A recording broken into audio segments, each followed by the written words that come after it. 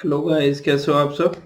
मैं हर्षदीप कथुरिया आप सबका वेलकम करता हूँ हमारे इस पार्ट 2 में, जहाँ पे हम एसएससी सीजीएल का शिफ्ट 1 का पेपर कर रहे हैं 11th ऑफ अप्रैल का, है ना। जो आपका फर्स्ट डे था जिस दिन ये एसएससी सीजीएल 2021 का टीयर 1 का, है ना।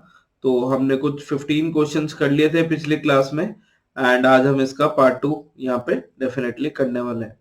जो अभी तक हमारे साथ नहीं जुड़े तो आप बिल्कुल यूसी लाइव के इस यूट्यूब चैनल को फटाफट से सब्सक्राइब कर सकते हो। अगर आप मेरा प्रोफाइल चेकआउट करना है तो ये आपके सामने है। मेरा नाम हर्षदीप सिंह कथुरिया। मैं 8 से ज्यादा सालों से मेरे को पढ़ाते हुए हो गए हैं। मैं खुद पोस्ट ग्रेजुएट हूँ production and industrial engineering, Punjab engineering college Chandigarh से। मैं गेट, जो कि एक इंजीनियरिंग के बाद एग्जाम होता है, वो क्वालिफाई कर चुका हूँ। SSC CGL tier 1 and tier 2 qualified है बच्चे।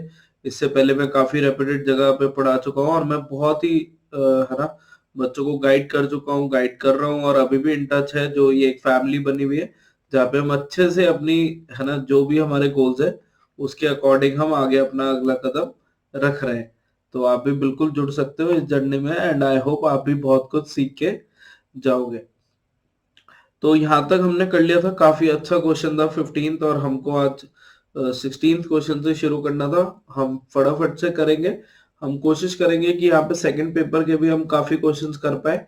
और अगर आपको ये सीरीज अच्छी लगती है तो मेरे को डेफिनेटली कमेंट्स में बताना, ताकि हम इसके और ज्यादा पार्ट्स और ज्यादा पेपर्स आपके लिए ला सके। ठीक है, चलो। तो क्वेश्चन नंबर 16 ब्लड रिलेशन का ये सवाल है, जहां पे हमको गिवन है कि Saloni is the daughter of the only son of Kartik. तो सलोनी कार्तिक के इकलौते बेटे की बेटी है। तो कुछ ऐसे हो जाएगा, एक बार चेक कर लो कि सलोनी जो है वो कार्तिक का कोई बेटा, है ना, ओनली सन है, उसका बेटी सलोनी है ना। कुछ हमको इस प्रकार से गिवन है मेरे बच्चे। Nirupama is the mother of दीपक।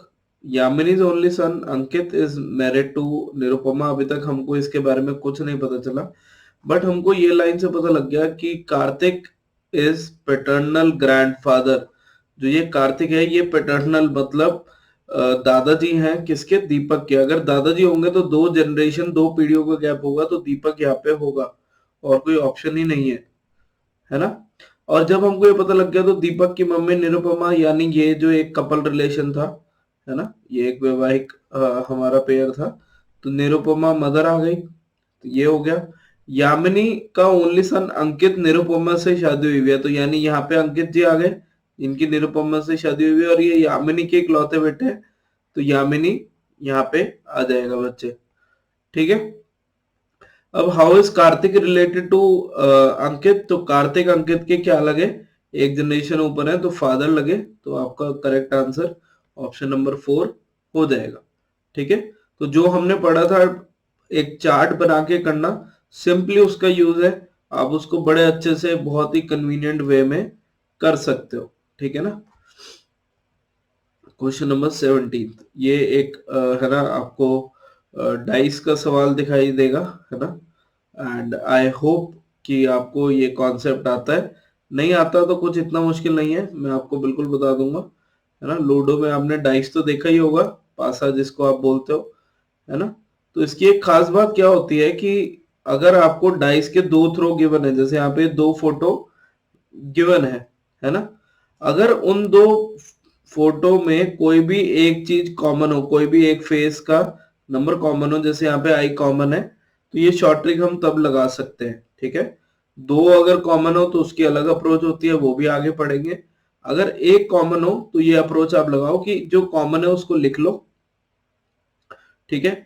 फिर इसको एक घड़ी की दिशा में जैसे सुई चलती है ना, वैसे लिखो कि आई के बाद क्या आया, सपोज करो एट द रेट, और फिर उसके बाद क्या आया हमारा एच। एच अब देखो मैंने यहाँ बड़ा लिख दिया, बट एक्चुअली यहाँ छोटा आएगा, क्योंकि एच दो तरीके से है, तो हमको इसका ध्यान बहुत ध्यान से रखना पड़ेगा, है ना, कि यहाँ पे छोटे वाला एच आ गया तो इससे ही आया। अगर मैं ये वाला लिखूं तो इसमें जो पहले वाला आई गिवन है या एल है, कोई टेंशन की बात नहीं है। उसके बाद कैपिटल एच, उसके बाद प्रतिशत का ये हमारा निशान। अब इसमें क्या होता है मेरे बच्चे, ये जो आमने सामने आ गए ना, ये जो आमने सामने आ गए, ये एक दूसरे के विपरीत, एक दूसरे के ऑपोजिट डायरेक्शन पे, ऑपोजिट फेस पे, ऑपोजिट फलक पे होते हैं। तो अब हमको ऑपोजिट टू एच पूछा है कि इसके विपरीत कौन है, तो एच के ऑपोजिट एट द रेट है, ये हमारा आंसर हो जाएगा। अगर वो छोटे एच के पूछ लेता विपरीत कौन है तो परसेंटेज हो जाता। अगर वो पूछ लेता ये आई के ऑपोजिट कौन है मेरे बच्चे, तो देखो यहाँ पे सब सिंबल आ गए डॉलर को छोड़ के, तो यहाँ पे डॉलर इसके आप विपरीत ले सकते थे, ठीक है, पर हमको बड़ा एच पूछा है और वो एट द रेट के सामने आ रहा है, तो हम यहाँ पे उसको मार्क कर देंगे, ठीक है। बस यही अप्रोच हमको यहाँ पे लगानी है मेरे बच्चे। क्वेश्चन नंबर 18 में क्या करना है कि उस विकल्प का चयन कीजिए जिसकी तीसरी संख्या से वही संबंध जो पहले है ना, आप देख पा रहे हो कि दूसरी संख्या का पहली संख्या से है। अब मेरे बच्चे देखो, कुछ नंबर्स कुछ अल्फाबेट से आपको दोस्ती करनी चाहिए, मैंने आपको पिछली क्लास में भी कहा। अब बहुत सारे बच्चे यहाँ पे डिफरेंस देखते हैं, इन सबका डिजिटल सम जो आप क्वांट में पढ़ते हो सबका जोड़ करके वो देखते हैं, बट कुछ नंबर खास है और एसएससी टीयर 1 में अभी तक वो उन नंबर्स का बहुत यूज करता है जो कि स्क्वायर और क्यूब है, ठीक है। जैसे वो नंबर्स क्या है, जैसे आपका 64 हो गया, 125 हो गया, 216 हो गया, तो ये सब क्या है, ये 4 क्यूब, 5 क्यूब, 6 क्यूब, कुछ इस प्रकार है। तो जैसे अगर आपको ये नंबर्स के अच्छे से इंपॉर्टेंस पता होगी ना, इनका महत्व पता होगा, तो आपको ये दिखाई देगा कि अरे ये जो पहला नंबर है ये तो 6 क्यूब प्लस 6 है 6 क्यूब प्लस 7 है, मेरे को 6 तो दिख नहीं रहा। दूसरा नंबर 7 क्यूब प्लस 7 है, यानी उस नंबर का क्यूब करना है और फिर उसमें 7 जोड़ देना है। ये वाला नंबर 8 क्यूब प्लस 7 है, 512 होता है ना 8 का क्यूब। यहाँ पे मैं लिख भी देता हूँ कि इसी बहाने शायद आपको याद हो जाए जिसको नहीं याद, है ना। अब मेरे बच्चे 6 का क्यूब, 7 का क्यूब, 8 का क्यूब, तो यहाँ पे क्या आना था 9 cube plus 7, 729 plus 7 unit digit से भी हो जाता, और आप वैसे भी इसको रिलेट कर सकते हो कि 729 होता है 9 का क्यूब। तो हमको क्या करना है एन क्यूब, मतलब कोई भी जो नंबर्स हैं वो एक लाइन में एन क्यूब प्लस 7, ये सीरीज यहाँ पे चल रही है और इसका आपको यूज करना आना चाहिए, ठीक है। क्या इतना समझ में आया? अगले है ना सवाल की ओर बढ़ते हैं। 4 letter clusters have been given, उनमें से 3 जो है वो एक प्रकार के हैं और एक अलग है, आपको वो अलग वाला बताना है। अब देखो मैंने जैसे बात करी कि कुछ दोस्त नंबर्स हैं, ऐसे कुछ दोस्त अल्फाबेट, तो स्क्वायर, क्यूब्स, प्राइम नंबर्स, ये आपको अगर नंबर में हेल्प करेंगे, तो अल्फाबेट में हमेशा जो आपको मदद करेगा, एक तो उनकी पोजीशन आपको याद हो, एक जिनको हम रिवर्स कोडिंग या पीछे से अगर हम गिनती करें, जो मैंने पिछली क्लास में आपको बताया था, वो आपको पता हो तो बहुत हेल्प करता है। कुछ मैं आपको बताता हूँ कि ऐसे कौन से नंबर है जिनका पहले से और आखिरी से पोजीशन सेम होती है। जैसे मैं बात करूं ए और जेड, ए उल्टे हाथ बाएं हाथ से पहले तरफ आता है, जेड दाएं हाथ से पहली तरफ आता है। बी वाई, बी बाएं हाथ से दूसरी तरफ, वाई दाएं हाथ से दूसरी तरफ, है ना, राइट से दूसरी साइड। तो ये आप बॉय से याद रख सकते हो, ए जेड तो याद ही रहता है। क्रैक्स आप बचपन में खाते होंगे तो सी एक्स याद है। डेविड वार्नर की बैटिंग आप सबने कहीं ना कहीं देखी होगी, है ना। इवनिंग, शाम के टाइम आपने कहीं टहलते हुए ये सब पढ़ा होगा, है ना।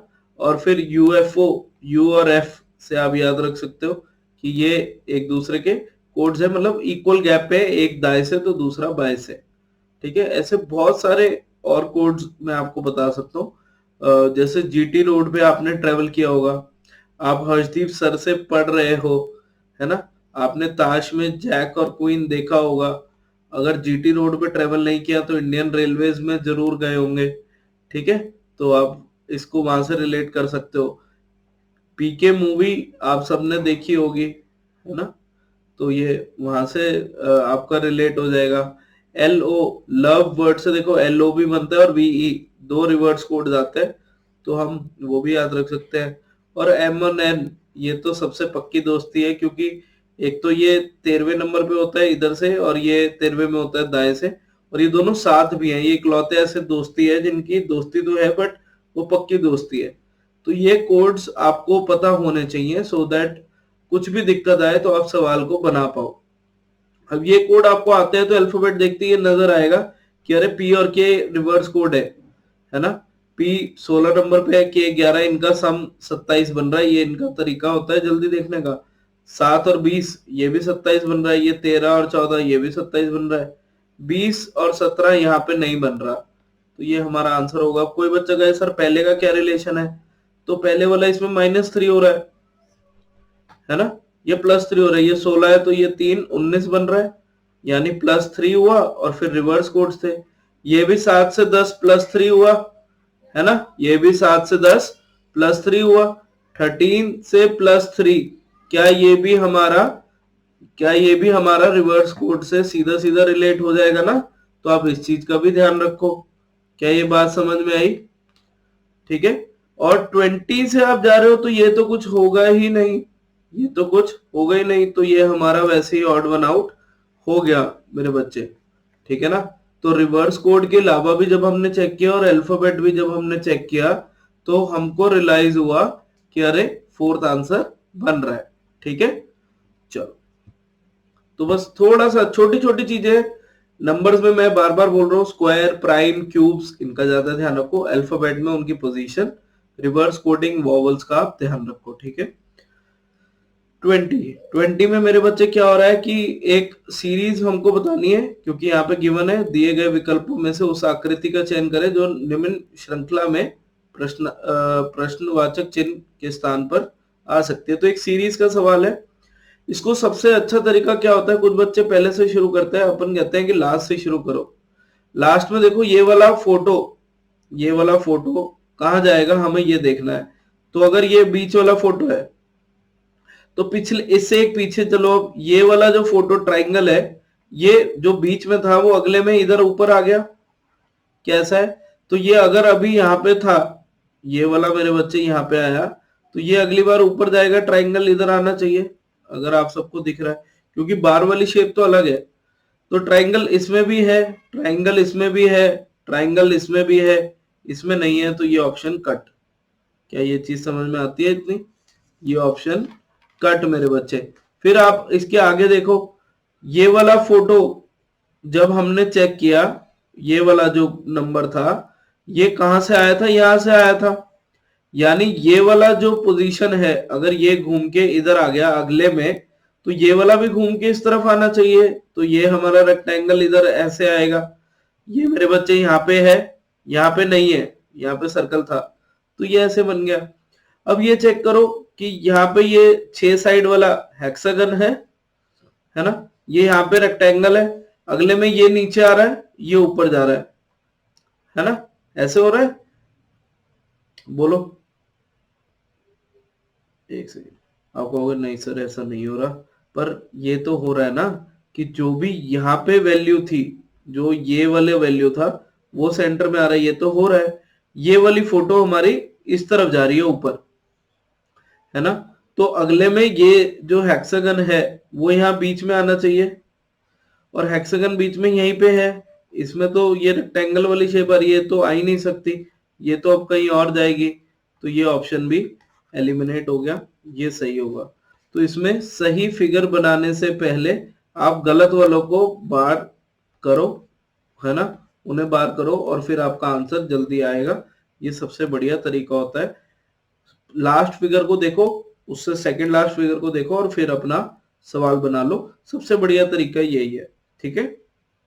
चलो, क्वेश्चन नंबर 21, ये अगेन हमारा डायरेक्ट कोडिंग का एक सवाल है। तो आप देख सकते हो कोडिंग डिकोडिंग से ही 3 सवाल एक ही शिफ्ट में आ रखे हैं, तो आप उसका कितना इंपॉर्टेंस है आप खुद ही रिलेट कर सकते हो मेरे बच्चे।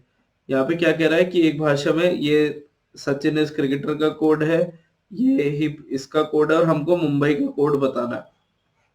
अब देखो कुछ बच्चे इसको ट्रेडिशनल मेथड से करते हैं कि एक एक कॉमन ढूंढें, फिर उसके अकॉर्डिंग हम इसको फाइंड करें। ठीक है। क्या ये बात समझ में आती है? अब मेरे बच्चे इसमें आपको कैसे इसको जल्दी करना होता है, आपको ये देखना पड़ेगा कि मुंबई इज वेरी फेमस, अगर मेरे को पूरा कोड बनाना है।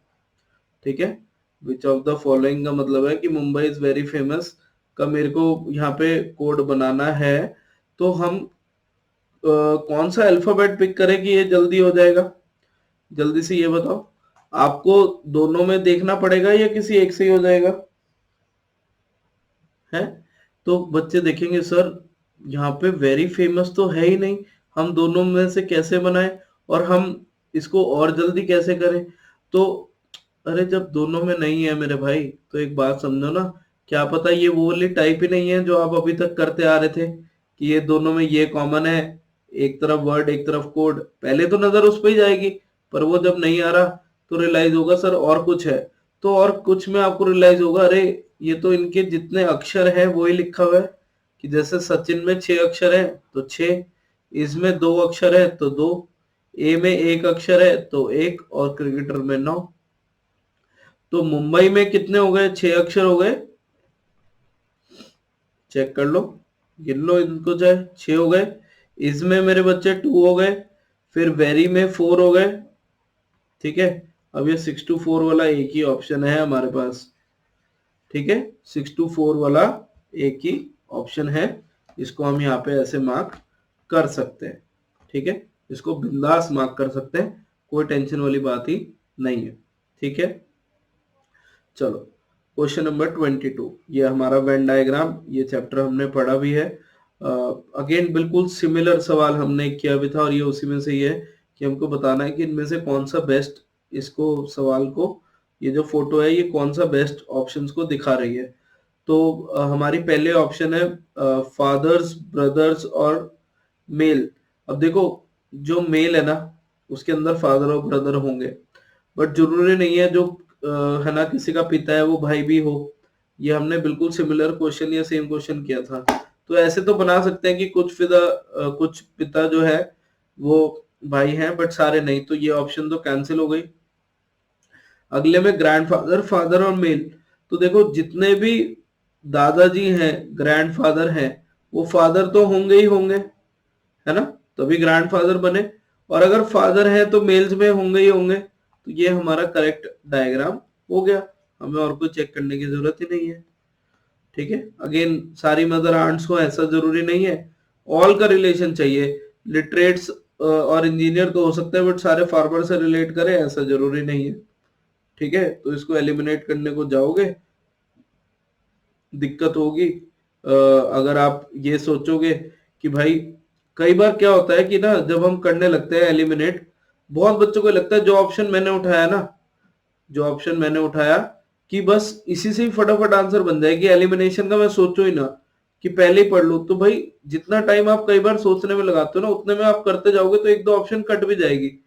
तो मेक श्योर करना कि इतना भी हम वो चीज ना करें कि 1 सेकेंड बचाने के पीछे एक गलती कर दें, तो थोड़ा सा उस चीज का ध्यान रखना, ठीक है। क्वेश्चन नंबर 23, यहाँ पे क्या कह रहा है कि गौरव अपने घर के पिछले दरवाजे से बाहर निकला जिसका मुख्य द्वार उत्तर दिशा की ओर है। तो मेरे बच्चे अगर मैं एक कंपास बनाऊं, है ना, जिसमें अगर उत्तर ये है तो दक्षिण ये होगा, नॉर्थ साउथ ये ईस्ट और ये वेस्ट हमारा है ना, यहाँ पे डायरेक्शन होगा। अब उसका घर नॉर्थ फेसिंग है, यानी वो घर से आम दिन में निकलता तो ऐसे सामने की तरफ निकलता, पर वो कह रहा है कि वो पिछले दरवाजे से निकला है, पिछले दरवाजे से निकला है, तो यानी अगर ये कंपास था तो वो उल्टा विपरीत इस डायरेक्शन में निकला, ठीक है, और वो 25 मीटर स्ट्रेट गया। फिर उसके बाद वो एक हमारा टर्न लेता है, वो टर्न कितना ले रहा है बताओ, वो टर्न कितना ले रहा है 36 मीटर का, और वो भी बाएं तरफ। तो बेटा ये तो दाएं हो गए, ये हमारा बाएं है, बट इस पर्सन जो ऐसे उल्टा जा रहा है उसके लिए ये राइट टर्न हो गया, दाया हो गया, हमको बाया जाना है। तो बाया कितना गिवन है 36 मीटर। फिर उसके बाद एक और बाया मोड़, तो अगर ये ऐसे एरो है तो ये राइट होगा ये लेफ्ट होगा, है ना, ये वाला बाया होगा, और ये कितना है 47 मीटर। तो मेरे बच्चे क्योंकि ये 25 था तो मैंने ये लाइन खुद बड़ी बनाई है, क्योंकि ये भी 25 होगी और ये ऊपर 22 अलग होगा, है ना, क्योंकि टोटल 47 है। अब वो एक और बाया मुड़ा, अब ये जब एरो इस तरफ है तो बाया मुड़ने पर 36 उसने चलना है मेरे बच्चे। तो ये ध्यान दो 36 मीटर ये था, तो यानी ये बराबर चलेगा, यहीं तक आ जाएगा वो, ठीक है। और इसका मुंह इस दिशा में है, अगर वो पूछ लेता कौन सी दिशा में, अभी भी देख रहा है, तो हमारा आंसर वेस्ट होता, और उसने ये नहीं पूछा, उसने पूछा कितना दूर है और कौन सी दिशा में है अपने घर से, है ना, अपने घर से। तो अगर ये उसका स्टार्टिंग पॉइंट था तो वो इस दिशा में है, यानी उत्तर की तरफ है, और कितना है 22, ये 22 है तो ये भी 22, तो हमारा आंसर हो जाएगा 1, दैट इज 22 मीटर नॉर्थ। ठीक है, आई होप आपको ये चीज, इतनी चीज समझ में आई होगी। ठीक है ना। चलो जी, क्वेश्चन नंबर 24। तो मोहित और सुदेश ने एक ही दुकान से कलम और कॉपियां ली। मोहित ने 180 देकर 3 कलम, अब देखो आप इसको ऐसे कर सकते हो कि मैथ के वे से करना है, तो इतना मुश्किल नहीं है, क्योंकि जब आप वैल्यूज पढ़ रहे हो ना, 3 पेन और 6 कलम 180, 3, 6 और 180 सब 3 से डिवाइड होता है ना। मेरे ख्याल से विभाजित वर्ड बोलते हैं, तो आपके लिए वो कैलकुलेशन बहुत ईजी हो जाएगी। ठीक है, सुदेश ने 5 पेन और 2 नोटबुक खरीदी 116 रुपए की।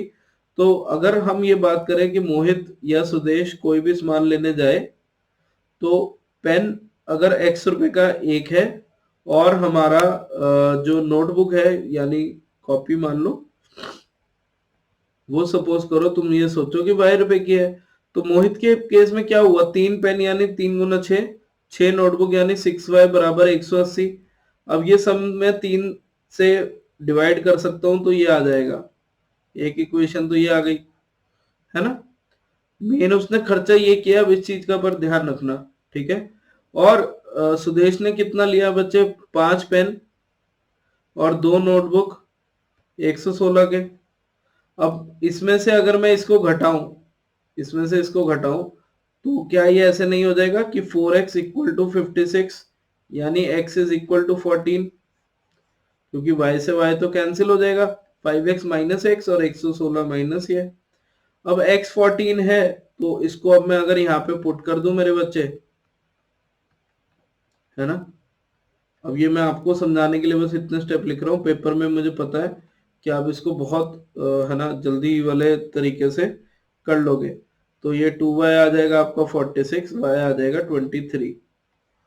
ठीक है, अब मोहित का हमको खर्चा बताना है कि मोहित ने कितना स्पेंड किया था ऑन बाइंग नोटबुक्स। तो मोहित ने 6 नोटबुक ली थी, एक नोटबुक 23 रुपए की है, तो 6 गुना 23 आप यहाँ पे कर दोगे। आप सीधा यहाँ 2y का वैल्यू 46 था, तो इंटू 3 इधर भी कर सकते थे, पर मेरे को कंसेप्ट समझाने के लिए आपको पूरा बताना ही था। और यूनिट डिजिट से 6 3 18 यानी 8 दिख रहा है, और वो एक ही ऑप्शन में है। ठीक है, ठीक है, तो आई होप आपको ये चीज आज इतनी समझ में आई होगी। ठीक है मेरे बच्चे। 25 सवाल, अब ये एक और सीरीज का सवाल है, हमको नाम देखते ही पता लग गया। अब जब भी सीरीज करना चाहो ना, और आपको ये दिखाई दे कि एक छोटे नंबर से शुरू होकर बहुत बड़े नंबर पर बहुत जल्दी पहुंच गई है, तो ये बहुत बढ़िया ट्रिक होती है कि आखिरी के 2 नंबर से शुरू करो। ठीक है, क्या बोला मैंने, जब भी एक छोटे नंबर से शुरू होकर एक बड़े नंबर पे पहुंच जाए, तो कोशिश करो कि आखिरी के 2 नंबर से ट्राई करो, और वो कुछ मल्टीप्लाई इनटू प्लस माइनस तो नहीं है, ये चेक कर लो। अब देखो बड़े नंबर से जाओगे तो 70 से ये जो नंबर है 280 के पास है, यानी दिख रहा है इंटू 4 माइनस 2 है ना। क्या यही नहीं है। अब देखो मैं ऐसे लिखना चाहूँ, अगर मैं अपनी किताब लिख रहा हूँ कि 70 इंटू 4, पर पेपर में इतना नहीं लिखना, 280 माइनस 2 278, तो ये बिल्कुल ऐसे ही हुआ सर। अब मैं ये चेक कर सकता हूँ 5 इंटू 4 20 माइनस 2, तो ये भी 18 बिल्कुल सही हुआ सर। अगले में चेक करके देख लो, 18 इंटू 4 72 माइनस 2 70, ये भी सही है सर।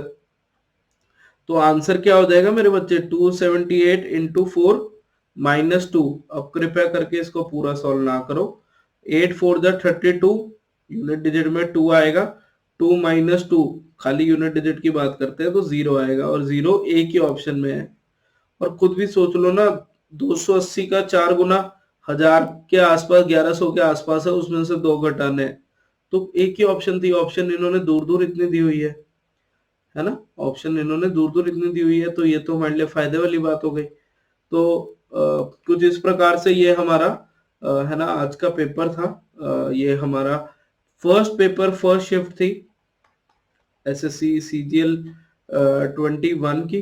ठीक है, तो आई होप आपको सही लगा हो, पूरा सोल्यूशन, डिटेल्ड सोल्यूशन मैंने एनालिसिस के साथ लिटरली आपको बताया है कि कैसे अगली बार सेम सवाल आ जाए या सेम आपको वैल्यूज आ जाए तो आप उन्हें कैसे पिक करोगे, या कुछ कॉन्सेप्ट्स अभी आपने नहीं पढ़े तो मैंने वो भी पूरा डिटेल से बता दिया। और आप ये देख सकते हो कि एसएससी ने कुछ कुछ चैप्टर को ज्यादा, है ना, इम्पोर्टेंस इस वाले पेपर में दी है। जब हम ये 8-10 पेपर कर लेंगे तो हमें खुद ही पता लग जाएगा कि अरे coding, decoding, series, insert the missing character, mathematical operations, कि ये वो ऐसे चैप्टर हैं जहां से एक एक दो दो कम से कम सवाल बनते ही हैं। और हम इतने स्मार्ट इनफ रहे कि कम से कम इनको अच्छे से करके जाएं कि पूरे पूरे चांसेस हैं कि जो हम पढ़ रहे हैं, और लिटरली गारंटी है कि जो हम आपको पढ़ा रहे हैं आप वहां से सवालों को डायरेक्ट देख पाओगे, आप उनको बहुत जल्दी कर पाओगे मेरे बच्चे, ठीक है।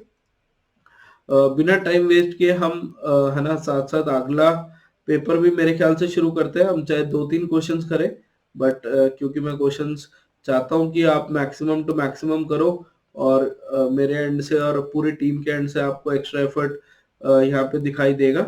तो है ना, कोशिश ये रहेगी कि सेशन हम जितने ज्यादा हल्के हल्के करके बढ़ा सकें, जितने लंबे कर सके उतने करेंगे।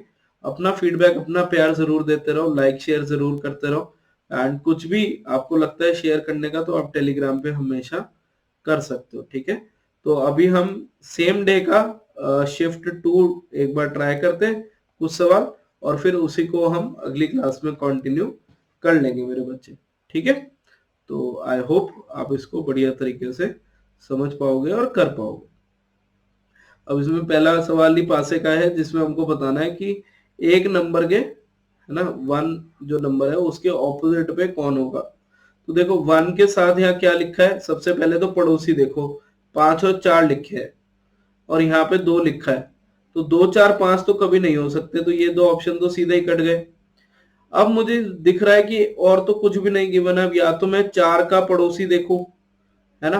तो मेरे को एक और ट्रिक याद आई कि सर अगर इतने सारे क्यूब गिवन है और नेबर से नहीं दिख रहा, हमको एक चीज पता है कि अगर दो पासे में दो फेस, दो फलक सेम नंबर के हों, यहाँ पे 4 और 2 सेम है, तो सर जो बाकी वाले नंबर रह जाते हैं ना, जैसे 1 और 3, तो वो एक दूसरे के विपरीत बैठे होंगे, एक दूसरे के विपरीत दिखाई देंगे।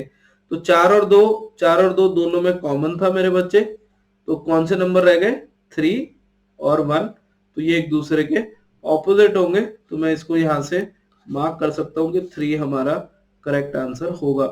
प्लीज वहां पे ये जल्दी नहीं करनी कि ऑपोजिट टू 1 आ गया 3 और ऑप्शन 3 मार्क कर दो, तो ऑप्शन 3 आंसर नहीं है, ऑप्शन 4 आंसर है जिसमें अंदर 3 लिखा हुआ है।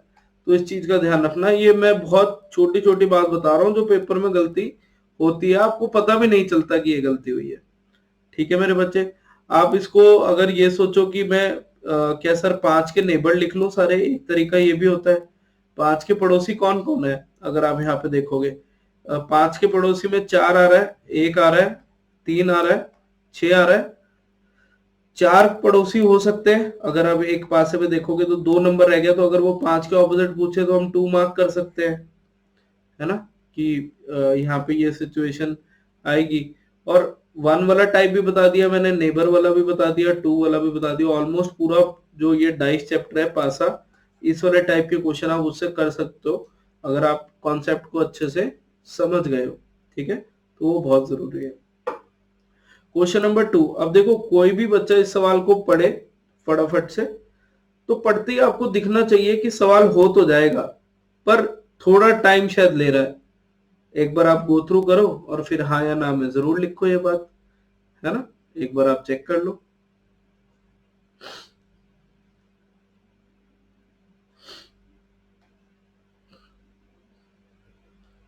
है ना, चेक हो गया, ठीक है।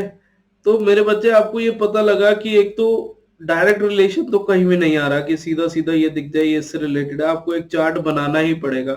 तो कोशिश करो इस सवाल को आखिरी पे ट्राई करो, मुझे पता है हो जाएगा, पर कई बार ना वो दिल पे लगने वाली बात हो जाती है कि ऐसे कैसे नहीं होगा। सवाल हो जाएगा, पर अगर आप टाइम इतना लगा दो तो फिर करने का कोई फायदा नहीं है। एक सवाल को फिलहाल के लिए छोड़ दो ना, बाकी जितना पेपर, क्या पता वहां क्वांट का इतना इजी सवाल आया हो जो इससे पहले हो जाए, और अब इसके चक्कर में वहां तक पहुंचे ही ना, तो इस चीज का कृपया करके ध्यान रखना। सवाल इजी है बट कई बार टाइम वो जान के आपका वेस्ट करवाना चाह रहे हैं कि क्या बच्चा इतना दिमाग लगाता है कि हमको ये सवाल को छोड़ देना चाहिए, है ना। तो थोड़ा स्मार्ट वहां पे रहना, छोड़ना है आखिरी में करने के लिए बट करके जरूर आना है, मुश्किल सवाल नहीं है, ठीक है। तो यहाँ पे क्या कह रहा है कि पमिला जो है वो आकुन की ग्रैंड डॉटर है। तो हम कुछ ऐसे शुरू करते हैं कि अगर आकुन यहाँ पे है ग्रैंड डॉटर यानी इसका कोई बेटा या बेटी है ना, वैसे यूजुअली बेटे से रिलेट करता है बट बेटी भी हो सकती है, तो कोई दिक्कत की बात नहीं है, ठीक है, कि पमिला जी यहाँ पे इससे रिलेटेड है, ठीक है ना। Who is married to Nikita, तो अकुन की शादी भी हमको बता रखी है निकिता से हो रखी है, तो कुछ हम ऐसे कपल बना देंगे। हमें कैसे पता चला, जो हु वर्ड आया है ना, और यहाँ पे हिंदी में चेक करोगे तो जिसकी आए या जो आए तो हम इस वाले बंदे से रिलेट करते हैं, है ना, सेकंड वाले से, तो ये ऐसे हो गया। Murali is the brother in law of Akun, Akun का ब्रदर इन लॉ है यानी निकिता का भाई होगा, ठीक है। उसका पर मेरे को मुराली इज अनमैरिड भी दिख रहा है और ना हमको यहाँ पे पूछा है कि मुराली का क्या रिलेशन है, तो ये ऐसे ही लग रहा है कि डाटा फालतू गिवन है, ठीक है ना, बट चलो कोई बात नहीं। अकुन और फिर इसका ब्रदर इन लॉ है अकुन का, और क्या लिखा हुआ है, who has two daughter, again who किसके साथ आया बताओ, अकुन के साथ जिसके दो डॉटर्स हैं, तो अकुन की दो बेटियां हैं यहाँ पे, और यहाँ पे ये दो बेटियां हो गई अकुन की, ठीक है। Rahul is the cousin of Kamal, तो एक बेटी का जिसका बच्चा पमीला है, अब या तो राहुल उसका भाई है या दूसरे वाले उसकी मासी का बेटा, ऐसे ही हो गया ना, क्योंकि दोनों बहनें हैं, खुद इस अकॉर्डिंग होगा, ठीक है।